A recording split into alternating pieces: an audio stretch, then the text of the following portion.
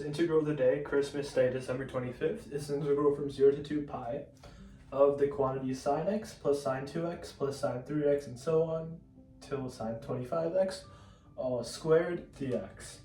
So pause the video right now if you want to try it out for yourself, but let's get started. So the first immediate thing to notice is that it is the product of two polynomials. So let's just try expanding a few of the terms and see what we observe. So we have sine x plus sine 2x plus sine 25x times sine x plus sine 2x and so on plus sine. So after expanding this, the first term will be sine x, then it will be sine x times sine x. That'll be sine x times sine 2x, then sine x times sine 3x and so on till sine x times sine 25x. Then likewise the same thing will happen with sine 2x, so sine 2x times sine x, sine 2x times sine 2x and so on. And then this will keep going until we have sine 25x.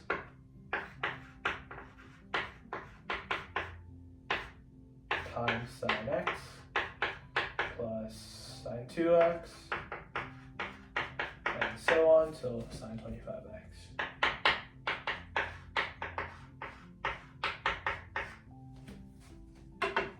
So the main thing I wanted to highlight with this is that we can express this polynomial expansion as a summation. So we can express it as a summation like this.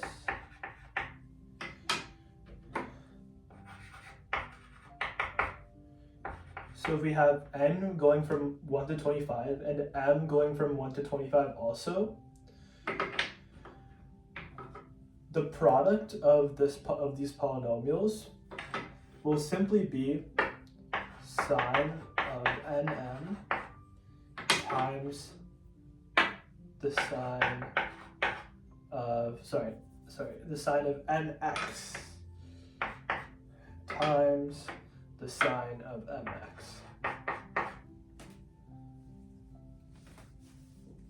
So this should make intuitive sense, because for every element here, you're going to have all the elements here being multiplied by it. So for any given nx here, you're going to have all iterations from 1 to 25 being multiplied here. So we can condense this whole expression into this summation. And the reason why we're doing this is because instead of keeping track of so many different terms there, we only need to keep track of this one term, and maybe there's something nice that the summation can lead us to. And we'll find it out as we solve the question. So first, let's rewrite this integrand into this. So erase this. So we can write our bounds to be 0 to 2 pi of the summation. And actually we can take the summation to be on the outside, because if you add two separate integrals, if your integrand has two things separated by an addition sign, so if you're adding two things within the integrand, you can split it into two different integrals. So we'll move the summations to the outside. So m equals 1 to 25 and m equals 1 to 25 of the integral from 0 to 2 pi of sine nx times sine mx dx. And usually when we're dealing with like a sine or cosine or tangent question, like a trigonometric function question, where there's going to be some sort of trig identities that we can employ to make this a little bit easier. So for this question, we have a product of two different things, and usually when we do integrals, having a product is especially tricky. So if we can convert this into a sum of two separate things, so a sum of like one term plus something else, that'll make this a lot easier for us. So what identities do we know that have a value of sine, for example, like sine A? So if we call this term A So we're going to call this term B. So if you have sine A times sine B, what identities do we know that have that? So the first one that comes to mind are the cosine addition and subtraction identities. So they are cosine A plus B equals cosine A cosine B minus sine A sine B. Cosine subtraction 1 is cosine A cosine B plus sine A sine B.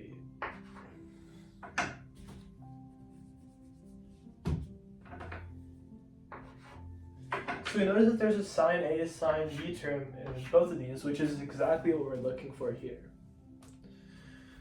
So to isolate the sine A sine B term, simply we'd subtract cosine A plus B from cosine A minus B. So what that looks like is if we do cosine A minus B minus cosine A plus B, take this, subtract this from it, and these two share this common term of cosine A cosine B, so this cancels out.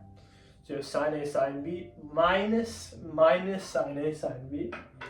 So that becomes 2 sine A sine B.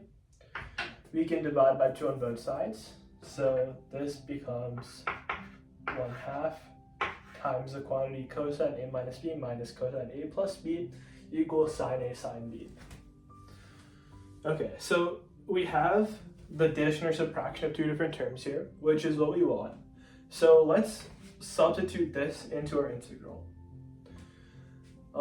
So just to note, A is nx, so A is nx, and B is mx. Okay, and another thing, we have a 1/2 constant, so let's move that to the outside. So we have summation n equals 1 to 25, and n equals 1 to 25 to go from 0 to 2 of 1/2, oh I forgot to bring 1/2 on the outside, of cosine of A minus B, so nx minus mx, and simply we can rewrite this as n minus m times the quantity x. So times the quantity x minus this integral, and it'll actually be splitting this into 2 separate integrals. So minus integral of 0 to 2 pi of cosine plus x dx.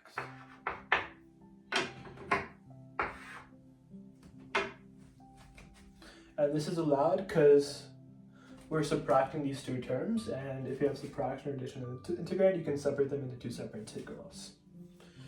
And there should be a bracket here. Okay, great. Because this 1/2 is applied to the whole thing. Okay, so here we have cosine of n minus mx, here we have cosine of n plus mx. So we have 2 very, very similar things. So let's call this, hypothetically, let's call this term in front k, so some constant times x, so cosine of some constant times x. So that's this common similarity between these 2 integrals. We have the integral from 0 to 2 pi of some cosine times some constant times x. So the only thing that's different is what value the constant is. Is it n minus m or n plus m? So what we can do is we can write the integral, so integral from 0 to 2 pi of cosine of kx dx.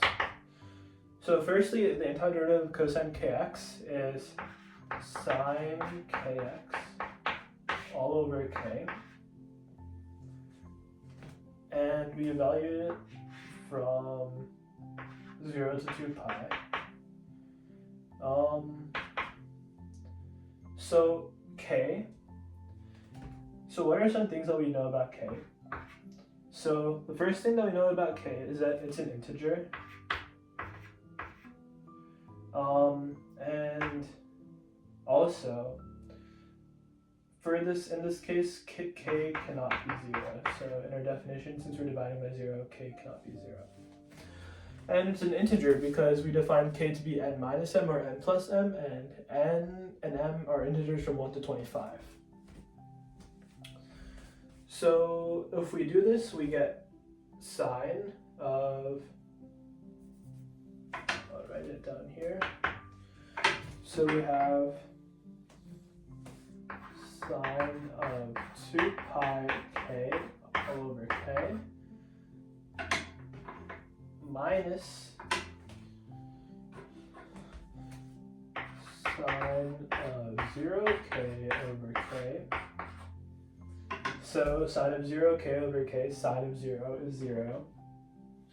So this goes away. Sine of 2 pi k over k. Similarly, if k is an integer, then it's an integer multiple of 2 pi. And sine of 2 pi, or sine of 2 pi, or 2 pi, 4 pi, 6 pi, etc., are all 0. So this term also goes to 0 for non-zero k. So here we have 0 minus 0 equals 0. So what we can conclude is, for non-zero integer k, integral from 0 to 2 pi of cosine kx dx equals 0. Okay, well, here n minus m, if this is not 0, then this term will be 0. And n plus m, this will always be non-zero, so this term is always 0. So here, n plus m is always greater than 0. So n plus m can never equal 0. So this whole integral becomes deleted. So just to reiterate what happened, so let's say we had cosine of n plus m times x dx from 0 to 2 pi. The value of this integral will always be 0 because n plus m is always non-zero. And if you have a non-zero value inside of here, it'll become 0, as we showed here. Okay, so here, n minus m can equal 0. Can equal 0, but most of the time it does not equal 0. For example, these values go from 1 to 25. These values go from 1 to 25. So the only times where they equal 0 are 1 to 1, 2 to 2, 3 to 3, and so on until 25 to 25. So there are only 25 possible values or possible times where they can equal 0. So let's actually kind of understand what happens when n minus m equals 0. So let's now do for k equals 0,